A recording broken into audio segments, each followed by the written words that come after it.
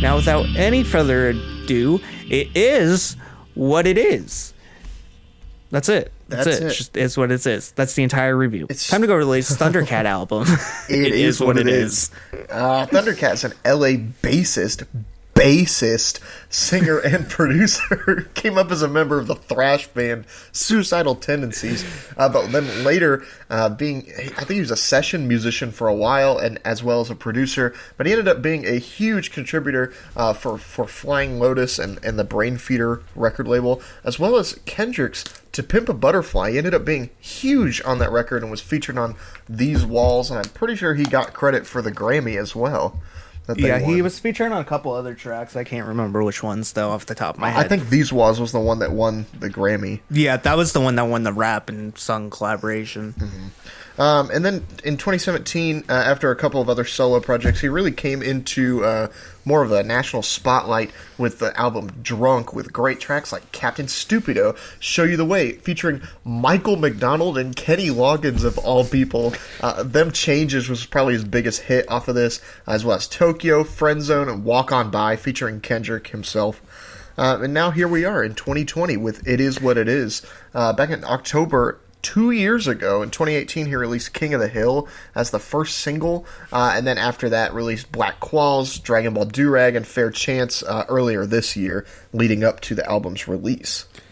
Yeah, so one thing going back onto his last album is there's a lot of good songs on it, but I think for it was around 40 minutes of material, it felt like it was repeating itself a lot. While there are hits, the tracks we mentioned, there are a lot of the tracks that take the same vein of that, and while they have interesting playing, terrific bass licks, they are nothing more than that.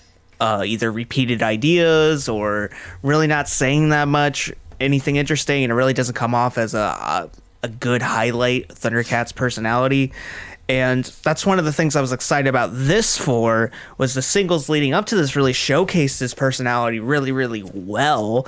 And not only the goofy side of him, like Dragonball Durag, but more showcased his performance abilities on tracks like Black Quails or Fair Chance. While also having some really interesting features like Little B. Ty Dolla Signs.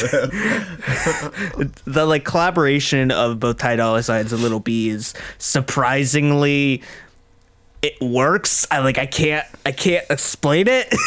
I like it. Little B's moaniness is not as polished as something like Ty Dolla Signs vocally, but it works in showcasing the atmosphere of that beat, the glimpse of the synths, the shimmer that it provides, and kind of this almost sadder or nostalgic atmosphere it produces. Yeah, it's very spacey. I think it really works out in that.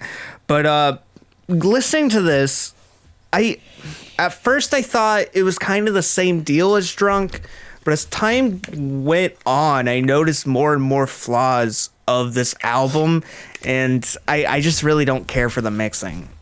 I think it struggles from a lot of the same ideas Drunk had, where Thundercat's just kind of repeating himself, and he doesn't make a lot of these tracks feel super important.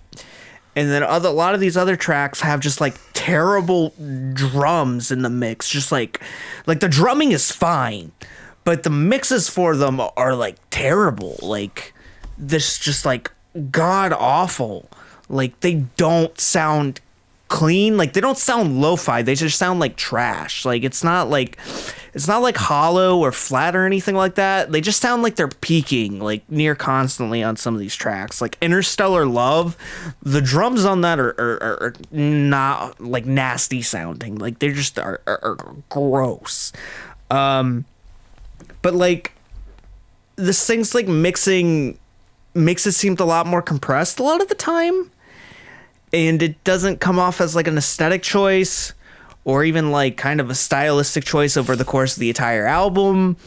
It just sounds like it's just not finished, or not even not finished, but just it was poorly made in some regards, which is weird because there's a lot of talented artists behind this, Flying Lotus and Thundercat made this album together, and it doesn't seem fully properly produced in that regard from two artists who should know what they're doing at this point. It just seems a bit nasty at times.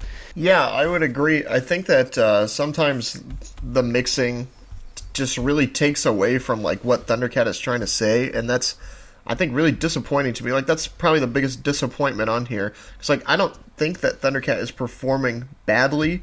I don't think that his like subject matter is necessarily like way off base for him, and I think he collaborated really well with a lot of like a variety of really, I don't know, interesting and as well as like funny artists. Like Gambino and Steve Lacy on here, I think do an awesome job.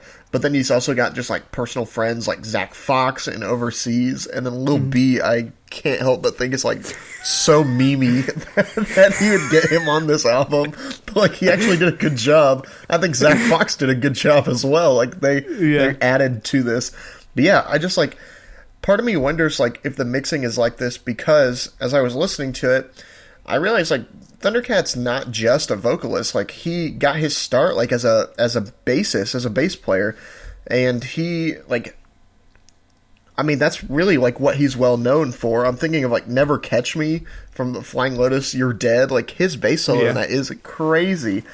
Picking up bass and like recording bass, I can only imagine like how difficult that would be. And I wonder if like some of the mixing is done intentionally to make sure that like the bass comes through over everything else. But, like, I'm not 100% sure, like, how based that statement is, I guess. Like, how factual that is. How little based that statement is. That statement is. Just something that I was thinking about while listening to this. Yeah, going over a couple tracks on here. Lost in Space is a really fun track where he's like kind of talking to the void, and the audience is the void. He's trying to like reach out, and it transitions really nice into Interstellar Love, but the drums in Interstellar Love ruin the entire atmosphere. Even the terrific saxophone solo that I believe is done by Kamasi Washington. I'm not 100% sure on that, but I know he had like a hand at one of these tracks, so I'm assuming that's him. That seems pretty on the nose for him. I love Lewis Cole is a pretty fun moment where he showcases his friendship with Lewis Cole and talks about just like hanging out and how Lewis Cole punched one of his like how Thundercat punched one of Lewis Cole's friends or something. Just completely strange, and showcased like the more lovable side and like the good, I don't know, like the fun side to Thundercat's music that's really enjoyable, where like the content of the music is serious, but like the lyricism's not. Like, the personality is so strange and out there, but the performance wise is pretty serious. Even that track though, I gotta admit, some of the mixing around the edges doesn't make it seem all that flattering, but I think the track on its own stands out. Black Qualls is this funky bass odyssey that goes through a bunch of character film voices, from Thundercat to Steve Arrington to Steve Lacy. Then Gambino at the end is the cherry on top of this awesome sundae. Miguel's happy dance is just Thundercat trying to force someone to dance through the pain. Like, he's almost like holding him at gunpoint trying to dance, and you get these weird synth chords and this livid bass to produce this like plastic like nightmare of sorts. It's like super strange. And then like Houseways, like this impressive bass breakdown, and like has this huge amount of hyper synth work. But like, funny thing is like this murky, just like, it's probably the worst track on here, to be honest. It's just like this murky mix. It's super compressed for no reason. It like has all the elements to be a finished track, but like the production's on it fine, but it sounds like it's coming out of an iPod speaker. Like, it doesn't sound good. Like, it doesn't, one, it's not experimental. Two, it's just like it does not sound good. It doesn't highlight the items, and it doesn't seem passable enough to where you can say it's like a stylistic aesthetic. I think some people are out there gonna compare this album to Childish Gambino's 3:15:20, which in some ways was unfinished, but I think stylistically it was listenable. Yeah. Like, I like that album because it sounds like, while it does seem unflattering at times, it doesn't make me want to stop the track. There isn't anything that wants me to stop the album right then and there. Whereas this, some of the mixes just are nasty. King of the Hill, which has a Bad Not Good on it. I didn't like that track when I first heard it a couple years ago, and I think I like it less now. Like, it's just nasty sounding. Yeah, it just doesn't. definitely not the my mix, favorite. It's like the artistry is there on paper. Thundercat, Bad Not Good. Two sets of artists that know what they're doing, but when you combine them together, it just doesn't sound good for some reason. That's just like very disappointing. This thing's held down by its mixing for sure, but like the ideas are still there. But when you get past like the most crucial element, the most critical element of this album, it still plays in the fact that like Thundercat doesn't really separate his lineup on this album all too much. Like, there's still a decent amount of good tracks, but he doesn't really challenge himself. Yeah, I think there's a good handful of tracks that I think are like just awesome on here. In all honesty, like you mentioned, Black Qualls, Overseas, what I mentioned with Zach Fox, I think it's just a really fun little track about going places, and then at the end, Thundercat's at the front of the plane. I think that part is so funny. Dragonball Durag, still an awesome single. Fair Chance, I think, worked out way better than it had any right to be. And everything else, like, yeah, I think that like sometimes the mixing makes these like unlistenable or not very satisfactory to listen to. And it's just really disappointing because like I like Thundercat a lot. I love his voice and he's killer at performing. It's just that this mixing is not super great. And I can't help but wonder, like, why did Flying Lotus allow this?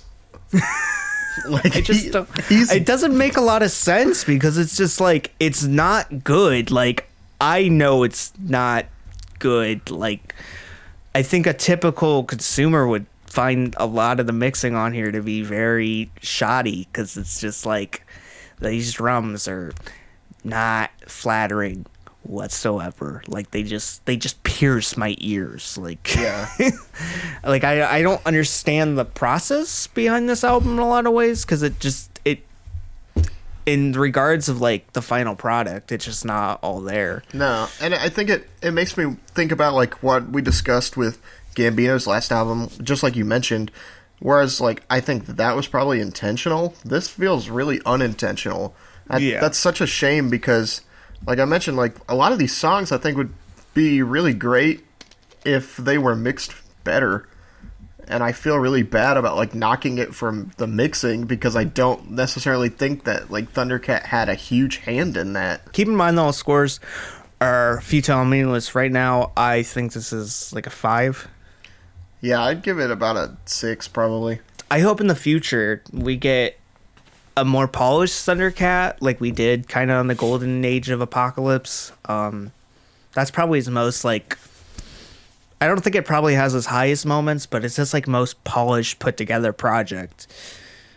But this is just very unflattering, and it doesn't seem fully there at times. Yeah.